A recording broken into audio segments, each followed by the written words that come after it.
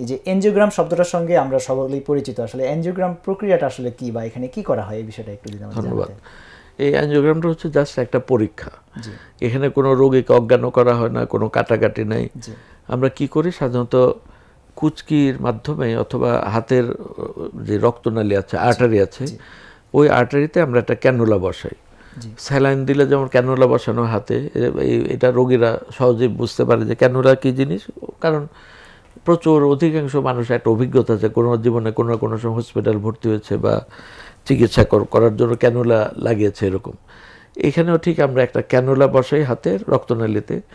ওই ক্যানুলার মধ্যে দিয়ে আমরা কয়েকটা ছবি নিই, চিকন টিউব দিয়ে হার্টের কাছে গিয়ে আমরা ছবিগুলো নেই, তখন রক্তনালীগুলো একদম কম্পিউটারে ক্লিয়ার ভাসে এরকম। এটি হচ্ছে অ্যাঞ্জিওগ্রামার। মানে হার্টের ভিতরের যে কোন রক্তনালীর কি পরিমাণে সমস্যা আছে, কি সমস্যা আছে সেটা আমরা সরাসরি মনিটরে দেখতে পারি, ওইটা দেখতে পারি এবং সেই অনুযায়ী স্পেসিফিক চিকিৎসাটা করা চিকিৎসা। সম্ভব। তাও এটা একটা ইম্পর্টেন্ট জিনিস যে হার্টের আমরা কিন্তু ভিতরে ঢুকি না।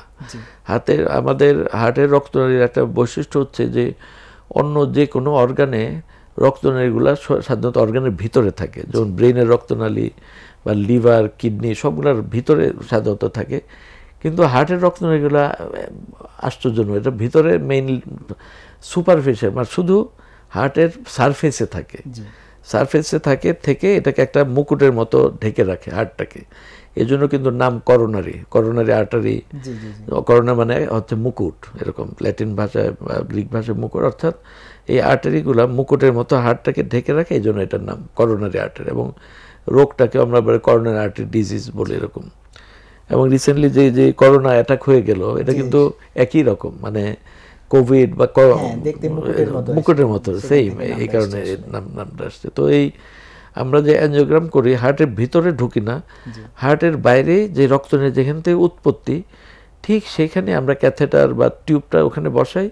যখন ওখানে বসানো হলো, ওইখানে আমরা পরে এমন একটা ইঞ্জেকশন দিলে ওই রক্তনালীটা তখন এক্সরে টিউব থেকে এক্সরে পাস করা হয়, রক্তনালীটা তখন ছবির মতো ভাসে। এই হচ্ছে এই রক্তনালীর মধ্যে কোনো যদি কোথাও ব্লক থাকে বা কোনো সমস্যা থাকে তাহলে সেটা ধরা পড়ে। সেটা তখন দেখা যায় যে ওই রক্তনালীটা ব্লক হওয়ার কারণে চুপসে থাকে বা চিকন দেখা যাচ্ছে যে এটা নর্মাল না, তখন এটা দেখে যে কেউ বুঝতে পারে যে এটা আশা করি দর্শক এনজিওগ্রাম প্রক্রিয়াটা নিয়ে যাদের প্রশ্ন ছিল আসলে এটা কি, স্যারের অত্যন্ত সরল বাংলা ভাষায় বোঝানো, আশা করি আপনারা বুঝতে পেরেছেন যে আসলে এনজিওগ্রাম নিয়ে অনেকেই ভয় পেয়ে থাকেন যে না জানি এটা কি।